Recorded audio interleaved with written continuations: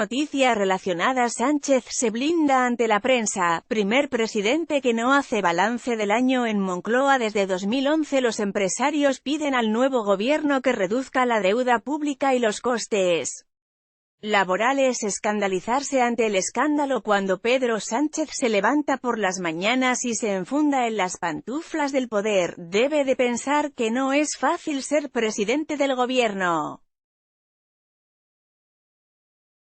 Demasiados frentes.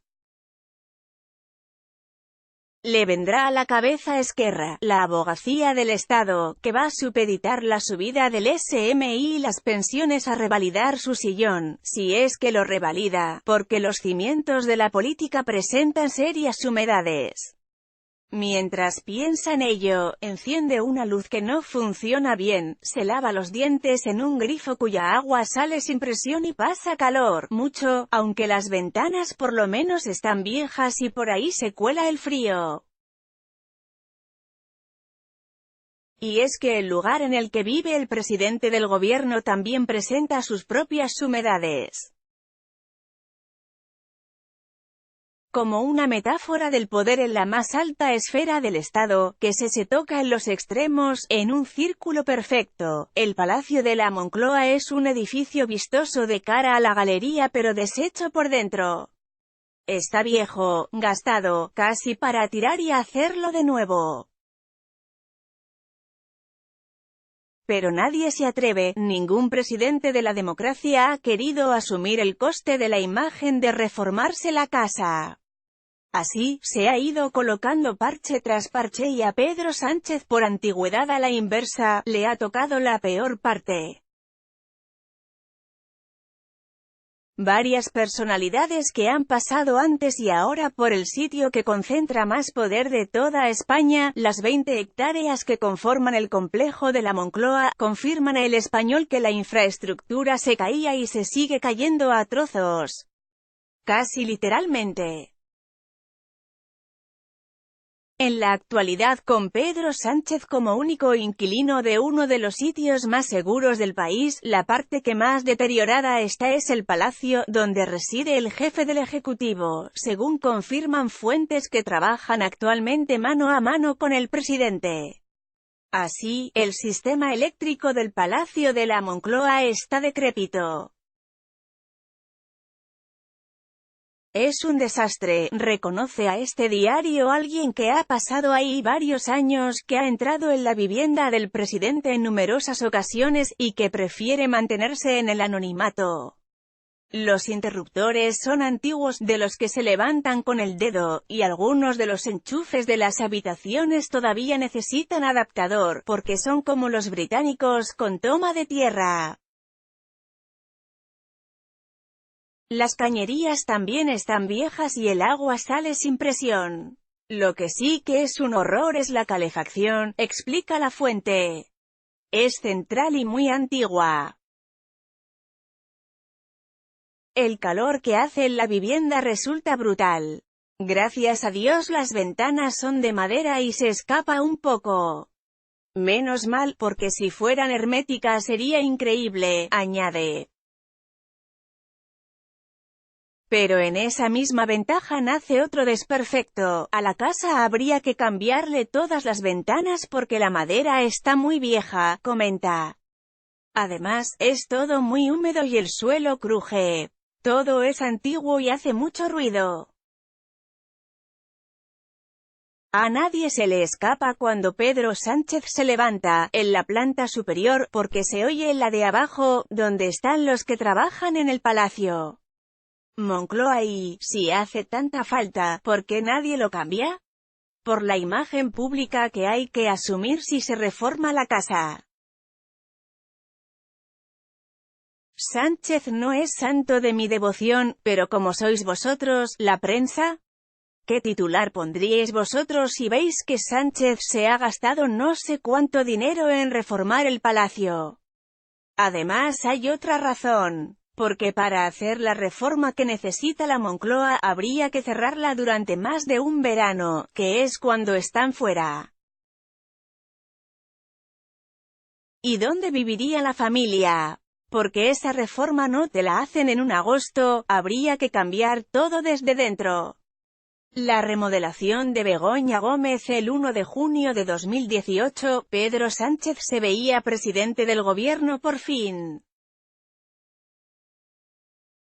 Era viernes y se consumaba por primera vez una moción de censura contra Mariano Rajoy. A Sánchez le entraron las prisas por entrar, cuanto antes, en la Moncloa. Esa noche se celebró en los jardines del recinto una fiesta de despedida para Rajoy y cuando la mayoría, también Rajoy, ya se habían retirado del lugar, su jefe de gabinete, José Luis Ayllón, recibió una llamada. Al otro lado de la línea estaba un alto cargo del gabinete de Sánchez. Este le preguntó a Ayllón si Rajoy podía salir ese mismo fin de semana de la Moncloa para que entrara Sánchez, según han trasladado a El Español conocedores de esa conversación. Había prisa, mucha, y la mudanza se hizo en 48 horas. Quizás lo que Sánchez no se esperaba, como el resto de ciudadanos que tienen en el imaginario colectivo los lujos del palacio, era que su nueva residencia no estaba tan bien. Lo primero que hizo Sánchez nada más llegar a la Moncloa, dice con sorna en su libro de memorias, fue cambiar el colchón en el que había dormido Rajoy y pedir que dejaran de mandar el diario Marca y empezaran a remitir la prensa internacional. Y el asunto del colchón trajo tanta cola que cuando Rajoy sacó su libro le respondió en El Hormiguero diciéndole que ya podía haber dejado el colchón ahí, que igual se le pegaba alguna buena idea. Pero poco más ha tocado Sánchez su residencia. Climbert. En octubre de ese mismo 2018 se hizo viral un bulo que decía que Begoña Gómez, la mujer de Sánchez, se había gastado cerca de 500.000 euros de dinero público en reformar su casa en la Moncloa. No era cierto, según desveló el portal Maldita.es. En realidad fue un gasto de 1.388 euros en mobiliario. Pero el hecho de que se formara tal revuelo da cuenta de lo sensible que es para el público que una autoridad de tal calibre reforme su casa. Al expresidente uruguayo José Mujica una de las cosas que más le dignificaba era que seguía viviendo en su casa de agricultor de clase media, lejos del palacio, con su perra a la que le faltaba una pata y a la que llamaba el miembro más fiel del gabinete. Más allá del pequeño cambio de mobiliario, la última reforma que se ha acometido en el complejo de la Moncloa, que no el palacio, se firmó el pasado mes de junio y consistió en reubicar el sistema operativo sanitario y acondicionar la fachada oeste del edificio de servicios. Basta leer la justificación para ver en qué situación se encuentran algunas instalaciones. Las carpinterías, el falso techo, el pavimento y los acabados, en general, se encuentran muy deteriorados por lo que es aconsejable su sustitución, se puede leer en la memoria de la plataforma de contratación del sector público. Asimismo, la instalación de climatización es también antigua y deficiente. Finalmente, dada la escasa luz y ventilación natural que actualmente llega a dichos espacios, se plantea la ampliación de los únicos 3 huecos que tiene la fachada para mejorar su habitabilidad en el interior, añade. Y poco más se ha hecho que sea significativo, ya que para dedicar cualquier dinero a ello habría que incluirlo en los presupuestos destinados al Ministerio de Presidencia. El palacio es lo más deteriorado. Aunque su historia se remonta al siglo XVII, el actual Palacio de la Moncloa nace más o menos como se conoce hoy después de la remodelación del arquitecto Diego Méndez, en la década de los 50. En 1977, Adolfo Suárez decidió convertirlo en la sede del gobierno y, mientras el piso de arriba se quedaba como de uso residencial, en el de abajo tenían lugar los consejos de ministros. No fue hasta 1989, con Felipe González, que el palacio quedó reservado para uso exclusivamente residencial y se construyó el edificio Consejo de Ministros, donde actualmente funciona una parte importante del engranaje del poder. Con tantos años a sus espaldas, los desperfectos y el desfase no se concentran exclusivamente en la residencia de Sánchez, sino que se calan a otros espacios. La cocina es muy antigua y los baños también, cuenta una fuente cercana a Mariano Rajoy, que ha trabajado con él los 7 años que ha estado en la Moncloa y que ha pedido permanecer en el anonimato. También la fachada está en muy mal estado, muy deteriorada. Esa balconada de mármol que se ve está vieja y se llegó a plantear quitarla, pero no se hizo porque es de patrimonio nacional y no es fácil, añade. Además, el palacio está vallado dentro del propio complejo de la Moncloa y la garita del guardia civil que vigila por la seguridad del presidente corre la misma suerte. No te puedes imaginar cómo está el baño del pobre guardia civil. Es del año catapún. Se debería reformar la garita por completo, añade. Y también los jardines, los árboles se pudren con facilidad y se caen. Como tienen riego, no hacen una raíz muy profunda y en la época de Rajoy se cayeron muchos con el viento, comenta. Como antiguamente la Moncloa era solo lo que es hoy el palacio, es el que está más deteriorado. Se le han hecho pequeñas reformitas pero, ahí, para hacer la gran reforma que necesita hay que cerrarlo y la familia no podría residir ahí, añade. También, como anécdota, hay un búnker que une los distintos edificios de la Moncloa que se construyó tras el 23F y cuentan los que lo han visto, que parece arrancado del tiempo, como de una película de Austin Powers. Asimismo, también el parque móvil está deteriorado. Por lo menos Pedro Sánchez usa un coche Audi A8 especialmente blindado que compró Mariano Rajoy, porque los que dejó José Luis Rodríguez Zapatero tenían muchos kilómetros, aunque ahí siguen algunos. Este último, Zapatero, ha sido el presidente que más se ha atrevido a reformar la Moncloa. Aunque la mayoría de trabajos que hizo fueron estéticos para corregir el absoluto barroquismo en el que Ana Botella, mujer de José María Aznar, había asumido la residencia del presidente. Sánchez por su parte, apenas ha metido mano. En el edificio del Consejo había una sala que se llamaba la Sala de los Tapices, es la más grande de Moncloa, donde se hacen los grandes eventos. Sánchez ha quitado todos los tapices y ha puesto cuadros, pero poco más, añade la fuente. Cucarachas en la cocina. Siempre se ha comentado que era mucho más fácil tirar el palacio y hacerlo de nuevo que reformarlo. La que habla con tal claridad es María Ángeles López de Celis, que fue secretaria en la Moncloa desde 1979 hasta 2010.